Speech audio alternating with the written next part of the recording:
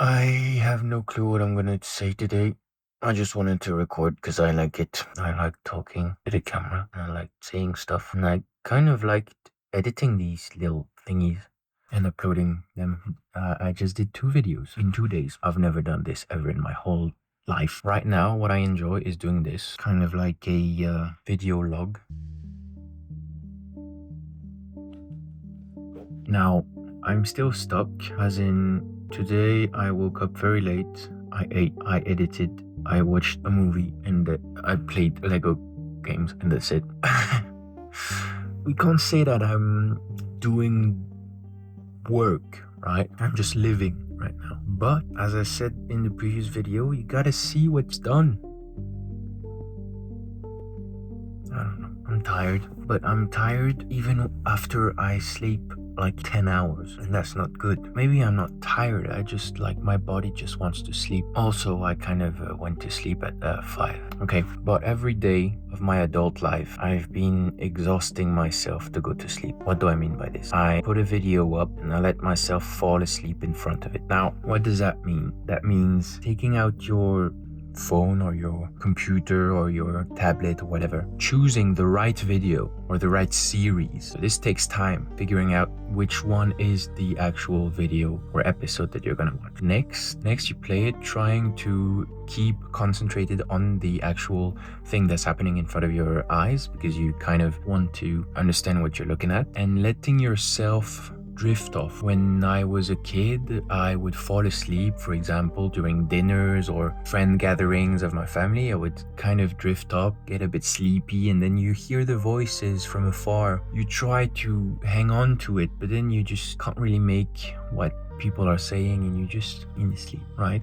You don't want to let go. You don't want to miss anything, and you want to stay in this day. So it's kind of this feeling. But I talked to a friend of mine a while ago, and he made me realize something about this behavior. It is that it's the behavior of someone that does not want to finish the day because you want to postpone the day that's coming after. Why? Because the day that has just been lived and the previous ones are not really worth it. And so it's a behavior that pushes the fact that you just don't want to relive the day that you just lived, because it's boring, tiring, not worth it. It's basically a symptom of depression. Apparently. Now, I would argue that being aware of this would mean that I could try and stop doing this behavior, but we talked with my friend yesterday about how this whole idea of you're comfortable in your own sadness, you're comfortable in your own dark mood, is because it's the easiest of moods to nurture. You just let it be. He told me something. He told me it's easy to stop being happy. It's super easy. But then try stopping being sad. Basically, the body and the mind gets used to this, to the daily of how it feels. And so it becomes a habit. Basically, I guess, in the way that I see it, it's always been the same. I say stuff that is not necessarily true. It's my truth right now. Sadness and depression becomes a habit. It's a habit that I am keeping up with. Kind of is a habit in the same way that you go brush your teeth. It's a habit, but there's also the breathing habit. So brushing your teeth might be a bit more conscious, like, oh right, I need to go brush my teeth. And then there's breathing.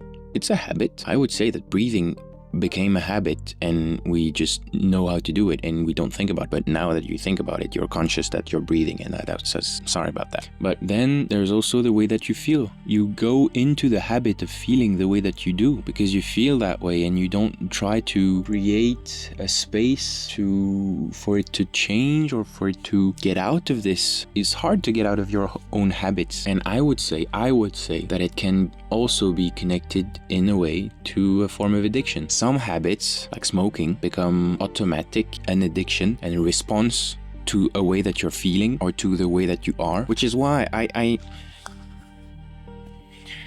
there are a lot of research and kind of solutions that people have come up with to get out of addictions, get out of depression, get out of a place that you are in that you do not want to be in. Firstly, a lot of it assumes that you have an okay mind in terms of everything is neurologically stable.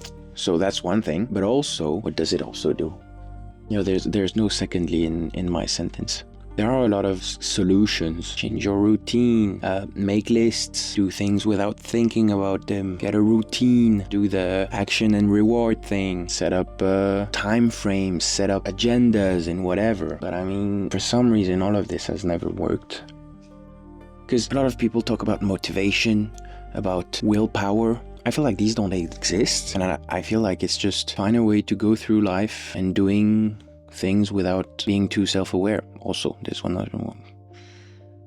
I don't know if this all makes sense tonight. It's 1 o'clock. I'm gonna try and go to sleep earlier because one of the things that I guess would be very beneficial, firstly in terms of solutions, is fix your sleep pattern. But then who doesn't have a fucked up sleep pattern? Also, how can you fix your sleep pattern if you don't have something to look forward to the day after? I guess one thing that is starting to be good of this experiment of filming and talking about random shit right now is that I do have something to look forward to for tomorrow. Like really, for the past 2 days, I've been happy, or at least I've been looking forward to waking up, putting the rushes on my computer and editing it and uploading it. I don't know if it's strong enough yet, but at least I kind of am looking forward to tomorrow. I'll try and keep doing this thing, maybe have at least one thing that is a little bit constant in my life, because that's also one thing. A lot of people talk about routine to get out of a rut, of a slump, of a depressive episode. Maybe that's what it is.